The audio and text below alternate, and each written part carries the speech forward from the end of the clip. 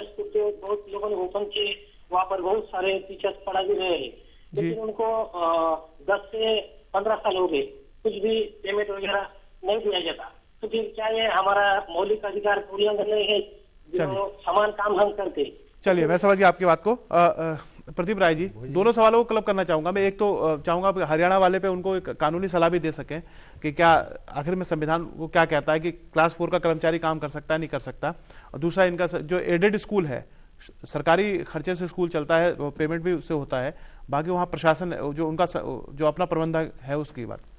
देखिए क्या है कि जो जहाँ तक हरियाणा का जो सवाल था इनका, हरियाणा के दर्शक का, उनका ये कहना था कि क्या चतुर्थ श्रेणी के कर्मचारियों को आप ड्यूटी पे लगा सकते हैं या नहीं लगा सकते हैं। देखिए सहायक शब्द अब ये चल रहा है, लेकिन कितने लोग लगा सकते हैं आप सहायक? आर्मी के संदर्भ में, सेना के संदर्भ में कहा उन्होंने।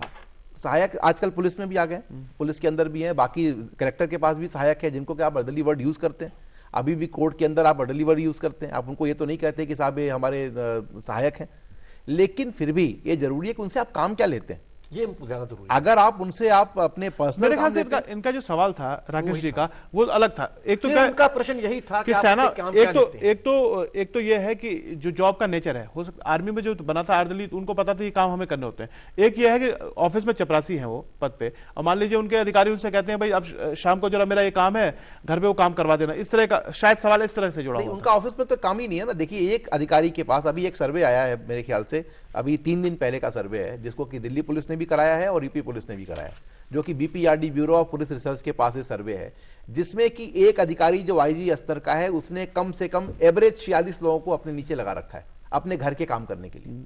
कोई आपके गार्डन को ठीक कर रहा है, कोई आपके जूते साफ कर रहा है, कोई आपके कपड़े साफ कर रहा है, कोई खाना बना रहा है। ये खाना बनाने वाले कौन है? ये मिलते हैं पुलिस मेस को, ऑफिसर्स में, जो पुलिस के जो सिपाही हैं, जवान हैं, उनके लिए खाना बनाना। मैं कह रहा हूं कि ऐसे में मान लीजिए कोई कर्मचारी शिकायत करे तो उसे वो उसका अधिकारी कहता है कि भाई हमारे घर पे काम करें, अनुचित तरीके से लगाते हैं, तो उसके पास क्या कानूनी संरक्षण है? देखिए अगर वो इसकी शिकायत करे और इसको साबित कर सकता हो तो निश्चित तौर पे अधिकारी साबित करना होगा उसे, कुछ तो करना होगा। कैसे आप ऐसे तो कोई भी आरोप लगा दे किसी के ऊपर, अगर आप आरोप लगा लें और साबित भी कर सकें, ये बड़ा सवाल है। तो अच्छा, एक मैं महाराष्ट्र वाले, क्योंकि समय का अब बिल्कुल हम अंतिम कड़ी पे हैं, तो महाराष्ट्र वाले सवाल को भी ले लेते हैं। उनका जो सवाल था जी, जो एडेड और अनएडेड कॉलेजेस का जहां तक सवाल है, जब सरकार की तरफ से आप फंड लेते हैं तो निश्चित तौर पे जिला विद्यालय निरीक्षक के अधिकार के दायरे में वो कॉलेज स्कूल आता है।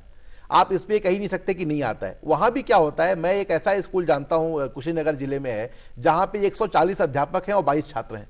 ऐसे भी स्कूल आपको मिलेंगे, क्योंकि सरकार जैसे मैं उनका सीधा पॉइंट पे आता हूं, उनका जो सीधा सवाल है कि कुछ वहां गलत हो रहा है, अगर उन्हें लगता है गलत हो रहा है तो क्या कर सकते हैं? जिला विद्यालय निरीक्षक को पत्र लिखें, उनके खिलाफ उसकी शिकायत करें, अगर उनके पास कोई सबूत है तो वो भी लगाएं, और अगर वो वेरीफाई किया जा सकता है तो आप आरटीआई, उनके पास अगर हथियार है, अगर उनके पास आरटीआई की तरफ से हो तो वो लगाएं।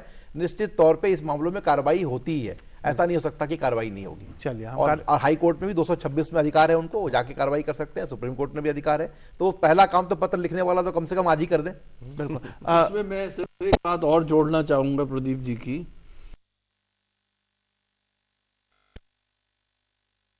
निर्भर करता है कि क्या एक्शन लेते हैं, लेकिन